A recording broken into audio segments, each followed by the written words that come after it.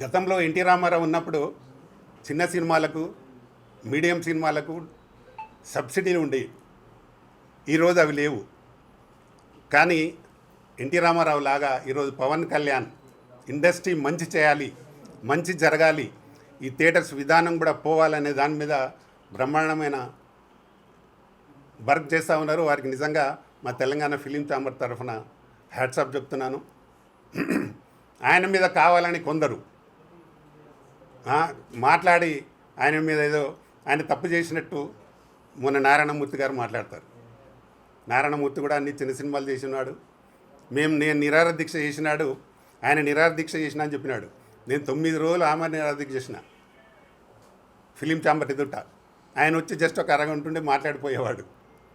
నాతో పాటు చాలామంది ఉన్నారు అక్కడ. కానీ పరిష్కారం దొరకలే.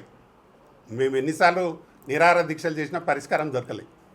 ఈరోజు పవన్ కళ్యాణ్ గారు చేస్తున్న పనికి చాలామంది అప్రిషియేట్ చేస్తున్నారు. రేపు ఇండస్ట్రీ డెఫినెట్గా మంచి జరుగుతుందని నమ్మకం ఉంది.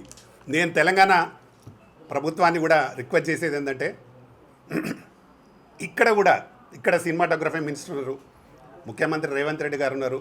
వారికి కూడా నా విజ్ఞప్తి ఏంటంటే, ఇక్కడ కూడా తినుబండారాల గురించి థియేటర్స్లో మీరు ఎందుకు తగ్గించడానికి మీరు ప్రయత్నం చేయరు? తప్పకుండా చేయండి. ఒక థియేటర్కు ఒక ఫ్యామిలీ వెళ్ళే పరిస్థితిలో లేరు ఇప్పుడు. దానివల్ల కూడా థియేటర్స్ చాలామంది రావడం లేదు. 4 వారాలు అయితే ఓటీటీలో వస్తుంది సినిమా చూడొచ్చు అని దాని మీద ఖర్చులకు వెనుకాడి పోవడం లేదు. ఒక సామాన్య మధ్యతరగతి కుటుంబం సినిమా థియేటర్లకు రావడానికి భయపడుతున్నారు. అంటే టికెట్ రేట్లో పోతే ఒక పాప్కార్న్ కొంటే ఒక 300 రూపాయలు, ఒక వాటర్ బాటిల్ తాగితే 40 రూపాయలు, 50 రూపాయలు, ఒక కూల్ డ్రింక్ తాగితే 200 రూపాయలు. ఎవరు పెడతారు? సామాన్యులు పెట్టలేరు కదా. బయట కాఫీ తాగితే 20-30 రూపాయలు అయిపోతాడు, 200 రూపాయలు. ఈ రేట్లన్నీ ఎందుకు తగ్గించరు? డెఫినెట్గా ప్రభుత్వాలు పట్టించుకొని వీటిని తగ్గించాల్సిందిగా నేను మరీ కోరుతున్నా.